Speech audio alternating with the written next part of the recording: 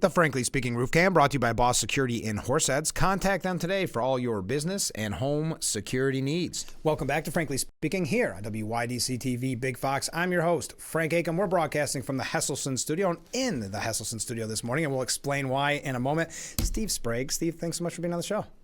Well, thank you for having me here. For a lifetime bureaucrat, I want to thank you for having the water cooler nearby. Of course. It's the proper place for this conversation. Yeah, it's strange. Your word, not mine.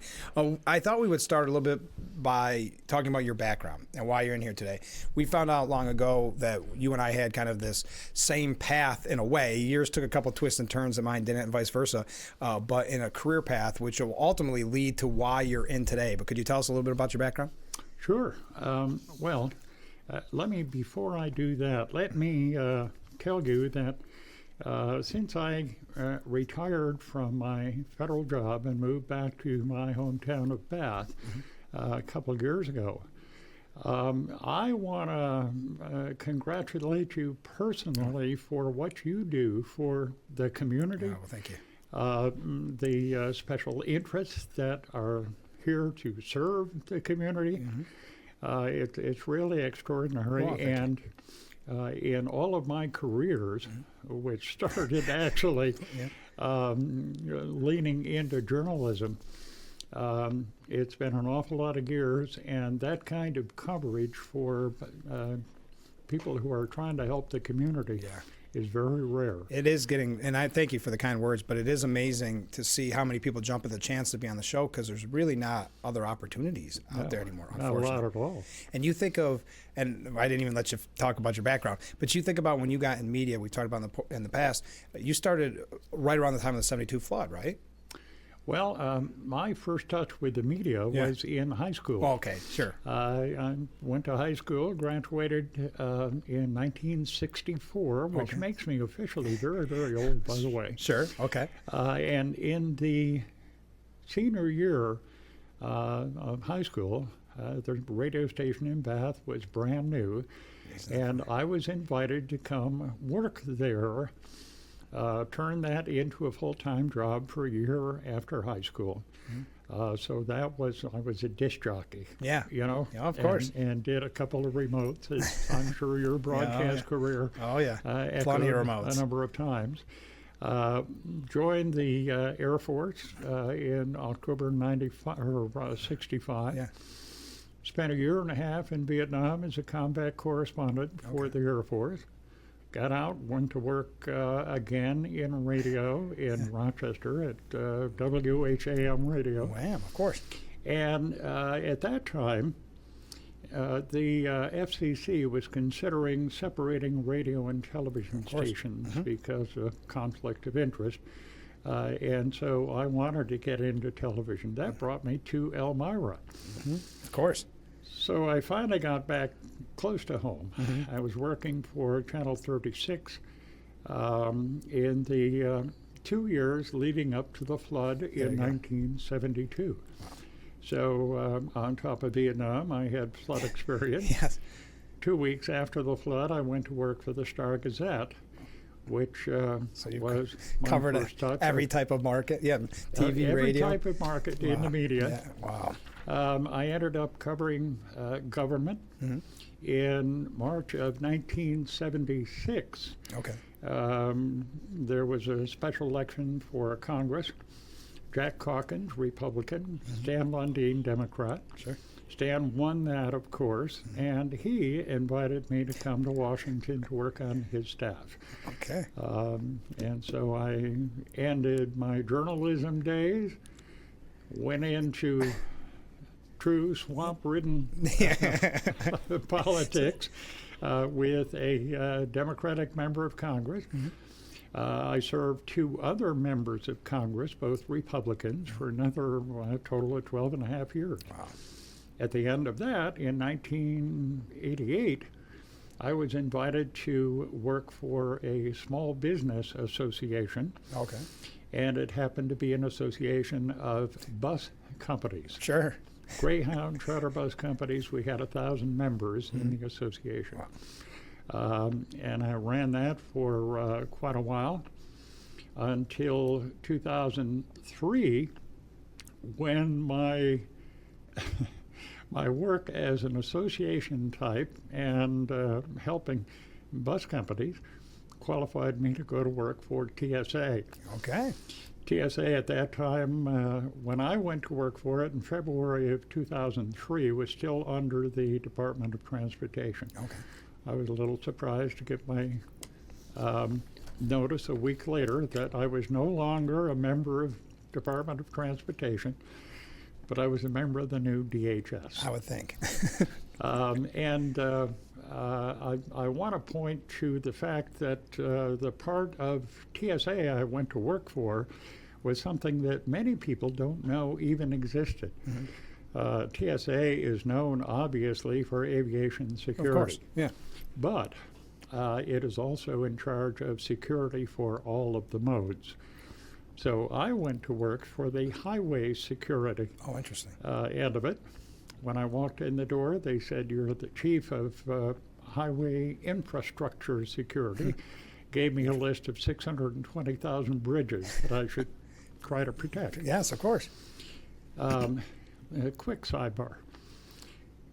TSA had 60,000 employees. Mm-hmm. At the most. The non-aviation side, which at the time was called Maritime and Land Security, Mm-hmm. covered highway, freight rail, passenger rail, pipeline, and originally maritime. We never had more than 400 people out of 60,000. Now, while I was in Elmira, I also had the opportunity to attend the inaugural of the Clemens Center, where Ella Fitzgerald was the how amazing is that? performer. Oh, it was fantastic. Great night. Mm-hmm. But I adopted one of her songs for the theme song of TSA. I called it, It Don't Mean a Thing If It Ain't Got a Wing. Yeah. Fair enough. Anyway. But I know in the future, I hope we can talk about your time there with the TSA, because I think it'd be worth talking. We mentioned it with Sheriff Allard the other day on the program about vehicle terrorism prevention. So I hope in the future we can talk about that. But before that, let's talk about what we brought you in today to discuss, because you were part of, maybe people don't even realize the historic nature of what you covered back, you said in '76, because it has implications today. Could you tell us about that? Well,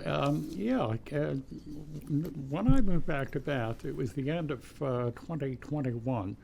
And of course, I have high school friends. Oh, of course. And it was just a nice return. My older daughter is in Rochester. She's a doctor of psychology, and I get to spend time with her and the kids. But I was a little surprised in March of 2023 when I received a gift, totally unexpected. Mm-hmm. I don't know how many people get a gift from their credit card provider.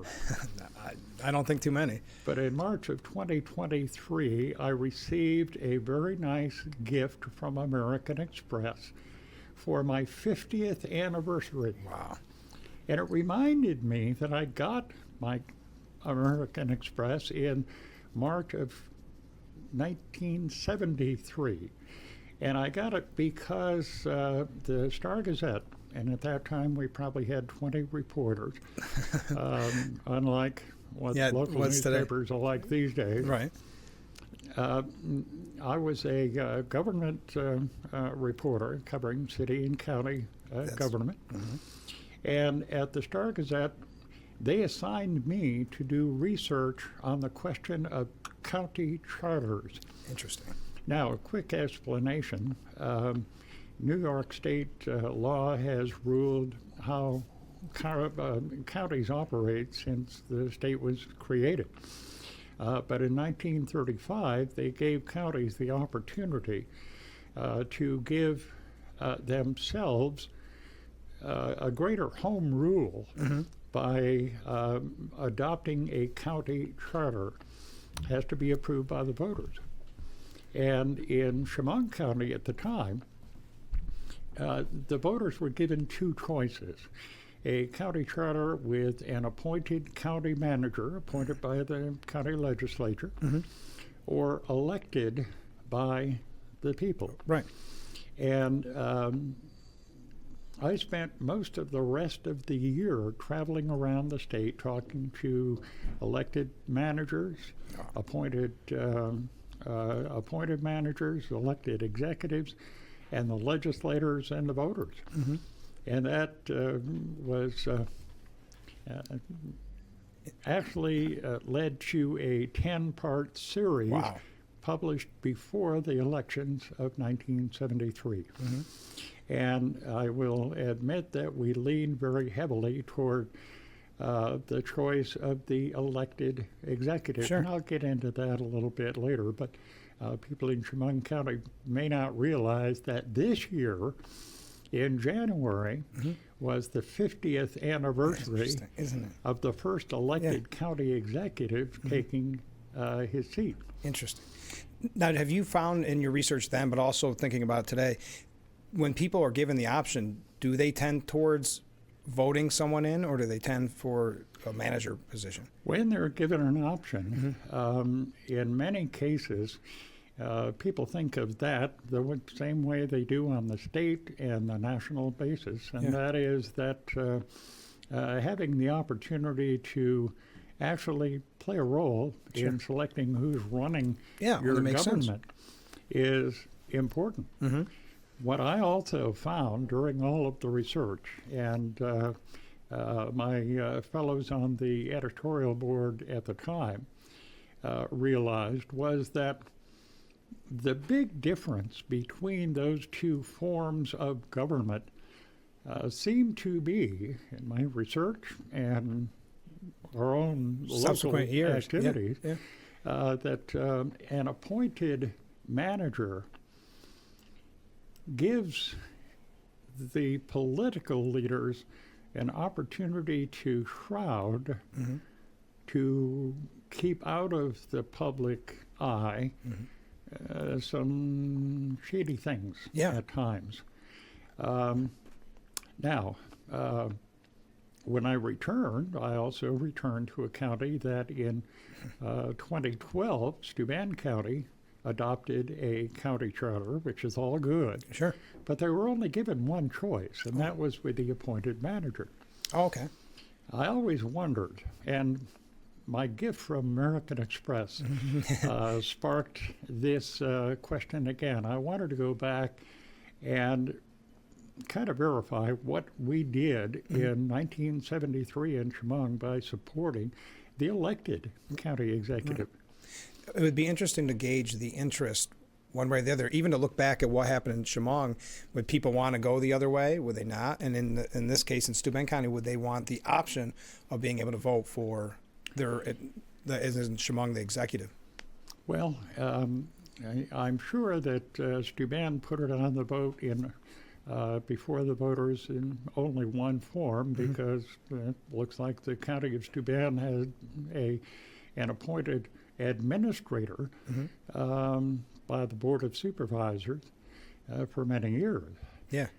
But given, okay, we're going to have to come up current now. Fast forward, okay. Let's fast forward to, I saw that Sheriff Allard has been on your show a number of times. And when I began looking into what was happening with the sheriff, with the vote, with his lawsuit, it occurred to me, and the decision of the court issued November 25th on his case made it very clear that the very things we were trying to avoid by supporting an elected executive in Chemung County were happening there in my home county. Yeah, that's interesting. And it kind of made me want to go back into what I did before. And this looked like a classic example of the reason an elected executive brings more transparency and more voter and constituent involvement to the whole question. So my big issue right now would be to say, And this is not a knock on any personalities. No. It's a about the knock system. on the form of government that allows the kind of things that court decision pointed out happen. Right. Essentially, the compromise of some county officials who are there hired by the legislature. Remember now that in county level and most city and village levels, the elected lawmakers are only part-time. Right. They hire professionals to administer the government. Of course. And to counsel them appropriately to avoid things like this lawsuit. That didn't happen before. Right. Now, I don't know if I want to make this a crusade, but the simple fact of the matter is that in light of what's happening, one good example today is the Steuben County Legislature need, apparently, or desire on some part, to vote to appeal that court decision using county money. Well, I think Sheriff Eller pointed out that it's been pretty expensive and it shouldn't have been brought in the first place. But to spend more county money, I would. And I don't, you know me, I'm at a loss for words when when it's all, the smoke cleared and it's all done, time to move on. So to keep digging the hole doesn't make sense to me. So I understand your point here. How do you move forward with this conversation? Well, let's start with the reality. The reality is that that court decision required the county to pay no more money. Didn't even pay Sheriff Eller's legal costs. Right. So letting it drop now and not investing more of my tax money would make sense. But if the legislature has an opportunity to vote one way or the other, we may get an indication of who is being pushed for political means. Sure. And I would think any legislator who votes to spend the county money to appeal simply to salve someone's reputation should be held liable at the vote. And this is a big election year. But the big issue I would like to see, and I'd love to hear how other people feel about it, is that I would advocate the addition of a referendum for the voters of Steuben County, giving them the choice to amend the Steuben County Charter from an appointed manager to an elected county executive. To gauge the... Now, that may not fix the big political picture, but it will give the voters the opportunity to feel like they made an actual choice. So what I'll do is I'll ask listeners to write in right now and let us know what you think, because I think it'll be interesting to gauge what people's thoughts are on this, because this is about as wonky of an issue in a way, government-wise as it can be. Many people didn't know that there is a difference between Chemung and Steuben. I mean, really, they always wondered why the executive is such a heated race, and so a lot of people are learning about this on the go, and it's thanks to what's happening, I think, in Steuben County and Chemung to an extent. So we'll pose the question to listeners what they think, and you can keep us updated on your quote-unquote crusade. How's that? Well, I will do that. I openly admit I have not attended a Steuben County legislature meeting since I've been here. Okay. I've been somewhat selective in my choice of people to talk to personally. Sure. I've met with Sheriff Allard. I've met with County Chair Kelly Fitzpatrick, both marvelous public servants, in my opinion. And toward the end of September, I met with County Manager Wheeler. Yeah, Jack Wheeler, sure. Very quickly, I tried to explain to him that I wanted to study the question of executive or manager in a large part just to justify what I did 50-some years ago. And he agreed. It's very... cordial. We only had a short meeting. He agreed to sit down with an interview after the budget, but now it's quite a bit after the budget. I haven't gotten that call. But I think that voters would feel better about knowing, at least knowing. And again, the court decision took umbrage with the executive sessions. And actually, a vote on pursuing an appeal with my tax money could happen in an unannounced. Unfortunately, that's what it sounds like, and an unannounced in a meeting that you're not allowed to attend. Well, and I want to make one final confession. Ever since my first jobs in journalism, I have been a real Pollyanna. I like to think that the people we elect for public service think more about my needs than theirs. And I've never really been able to get that up. Well, good for you. It's good that you're not jaded. I guess. Well, Steve, thanks so much for being on the show and keep us updated. Thank you very much for the opportunity. And, quick one. Yes, when I was at TSA, one of the things we worked on was preventative measures to stop what happened in New Orleans. I am pleased to say that Sheriff Allard has built those preventative issues in there, but I would also invite some of the event planners in this area. While we were building these things for the big cities, these preventative guidance issues, all I could think of was the Dury Festival in Bath, New York. And as you pointed out, I think in your interview with the sheriff, those events happen in big towns, little towns, constantly, and our towns. So building some preventative measures in there are a good thing to do. And now that I'm retired, can get up any time in the morning, by the way. After your show ends, usually. If anybody would like help with that, they can reach me through you. Great. Well, thanks, Steve. We'll talk soon. Thank you, Frank. All right. We'll be right back with Frankly Speaking. Stay with us.